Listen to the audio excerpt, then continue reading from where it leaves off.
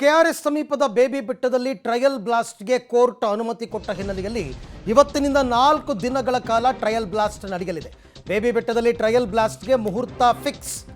ವಿರೋಧದ ಮಧ್ಯೆ ಟ್ರಯಲ್ ಬ್ಲಾಸ್ಟ್ಗೆ ಮುಂದಾಗಿದೆ ಸರ್ಕಾರ.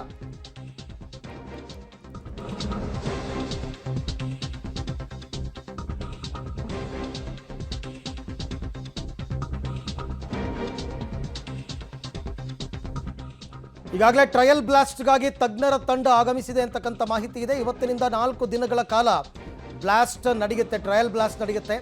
ಆಯ್ದ ಸ್ಥಳಗಳಲ್ಲಿ ಪರೀಕ್ಷಾರ್ಥ ಬ್ಲಾಸ್ಟಿಂಗ್ ಅನ್ನು ನಡೆಸಲಿದ್ದಾರೆ ತಜ್ಞರು. ಕೋರ್ಟ್ ಕೊಟ್ಟಂತಹ ಅನುಮತಿಯ ಮೇರೆ ಕೆಆರ್ಎಸ್ನಿಂದ ಕೇವಲ 5 ಕಿಲೋಮೀಟರ್ ದೂರದಲ್ಲಿದೆ ಬೇಬಿ ಬೆಟ್ಟ. ಇಲ್ಲಿ ಗಣಿಗಾರಿಕೆಯನ್ನು ಮಾಡಬೇಕು ಅನ್ನೋ ಕಾರಣಕ್ಕೋಸ್ಕರ ದೊಡ್ಡ ಹೋರಾಟ ನಡೀತು. ರೈತರು ಮತ್ತು ಬಿಜೆಪಿಯವರು ಯಾವುದೇ ಕಾರಣಕ್ಕೂ ಈ ಜಾಗದಲ್ಲಿ ಟ್ರಯಲ್ ಬ್ಲಾಸ್ಟನ್ನು ಮಾಡಬಾರ್ದು, ಇದರಿಂದ ಕೆಆರ್ಎಸ್ಗೆ ಅಪಾಯ ಇದೆ ಅಂತ ಹೇಳಿದ್ರು ಕೂಡ ಸರ್ಕಾರ ಈಗ ಟ್ರಯಲ್ ಬ್ಲಾಸ್ಟ್ ನಡೆಸೋದಕ್ಕೆ ಸಿದ್ಧತೆಯನ್ನು ಮಾಡಿಕೊಂಡು ತಜ್ಞರ ತಂಡವನ್ನು ಬೇಬಿ ಬೆಟ್ಟಕ್ಕೆ ಕಳಿಸ್ಕೊಟ್ಟಿದೆ. ಅವರು ಕೆಲವು ಆಯ್ದ ಪ್ರದೇಶಗಳನ್ನು ಗುರುತಿಸ್ತಾರೆ, ಎಲ್ಲಿ ಟ್ರಯಲ್ ಬ್ಲಾಸ್ಟನ್ನು ಮಾಡಬೇಕು ಅಂತ. ಅಂಥ ಜಾಗದಲ್ಲಿ ಟ್ರಯಲ್ ಬ್ಲಾಸ್ಟ್ ನಡೆಯುತ್ತೆ.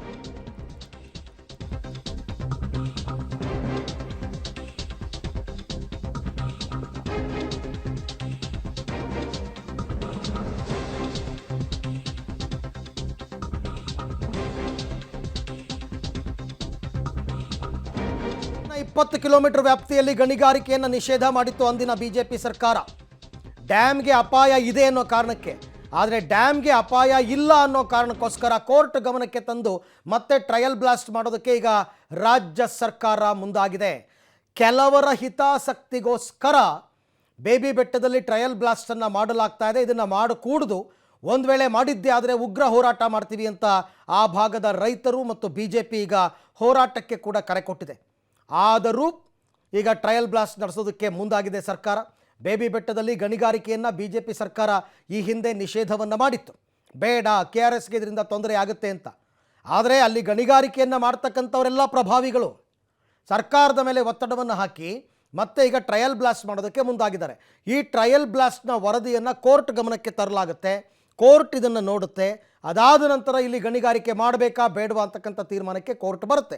ಈ ಬಗ್ಗೆ ಮತ್ತಷ್ಟು ಮಾಹಿತಿ ನನ್ನ ಕೊಲೀಗ್ ರೋಹಿತ್ ಅವರಿಂದ ಪಡೆಯೋಣ. ರೋಹಿತ್, ಈಗ ಟ್ರಯಲ್ ಬ್ಲಾಸ್ಟ್ ಮಾಡಿಯೇ ಸಿದ್ಧ ಅಂತ ಇದೆ ಸರ್ಕಾರ, ಬೇಡ ಅಂತ ರೈತರು ಮತ್ತು ಬಿ ಜೆ ಪಿಯವರ ಹೋರಾಟ ಇವತ್ತು ನಡೆಯುತ್ತಾ ಅಥವಾ ನಡೆಯೋ ಸ್ಥಳದಲ್ಲಿ ಏನಾದರೂ ಬಿ ಜೆ ಪಿಯವರು ಹೋರಾಟ ಮಾಡ್ತಾರಾ? ಏನಾಗಬಹುದು ಇವತ್ತಿಂದ ಅಂತ?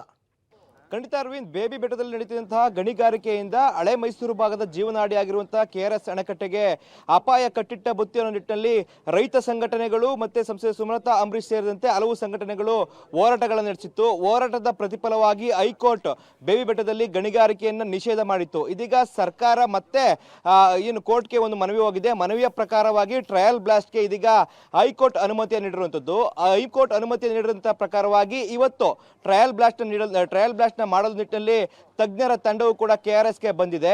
ಈ ನಿಟ್ಟಿನಲ್ಲಿ ಒಂದು ಕಡೆ ಟ್ರಯಲ್ ಬ್ಲಾಸ್ಟ್ಗೆ ಸಿದ್ಧತೆಗಳು ನಡೀತಾ ಇದೆ, ಇನ್ನೊಂದು ಕಡೆ ರೈತ ಸಂಘದಿಂದ ಪ್ರತಿಭಟನೆಗೂ ಕೂಡ ಸಿದ್ಧತೆ ಆಗ್ತಾ ಇರುವಂಥದ್ದು. ಏನು ಶ್ರೀರಂಗಪಟ್ಟಣ ತಾಲೂಕಿನಲ್ಲಿರುವಂತಹ ಬೃಂದಾವನ ಏನಿದೆ, ಬೃಂದಾವನದ ಮುಂಭಾಗ ಕೂತ್ಕೊಂಡು ರೈತರೆಲ್ಲರೂ ಕೂಡ ಪ್ರತಿಭಟನೆ ಮಾಡ್ತಾ ಇದ್ದಾರೆ. ಯಾಕಂದ್ರೆ ಕಡಿಮೆ ಸ್ಫೋಟಕವನ್ನ ಬಳಕೆ ಮಾಡಿಕೊಂಡು ಈ ಒಂದು ಟ್ರಯಲ್ ಬ್ಲಾಸ್ಟ್ ನ ಮಾಡ್ತಾರೆ. ಬಳಿಕವಾಗಿ ಇದರಿಂದ ಯಾವುದೇ ರೀತಿಯಂತ ತೊಂದರೆ ಇಲ್ಲ ಅಣೆಕಟ್ಟೆಗೆ ಅನ್ನೋ ನಿಟ್ಟಿನಲ್ಲಿ ವರದಿ ಬರುತ್ತೆ. ಇದಾದ ನಂತರವಾಗಿ ಮತ್ತೆ ಬೇಬಿ ಬೆಟ್ಟದಲ್ಲಿ ಗಣಿಗಾರಿಕೆ ಸ್ಟಾರ್ಟ್ ಆಗುತ್ತೆ.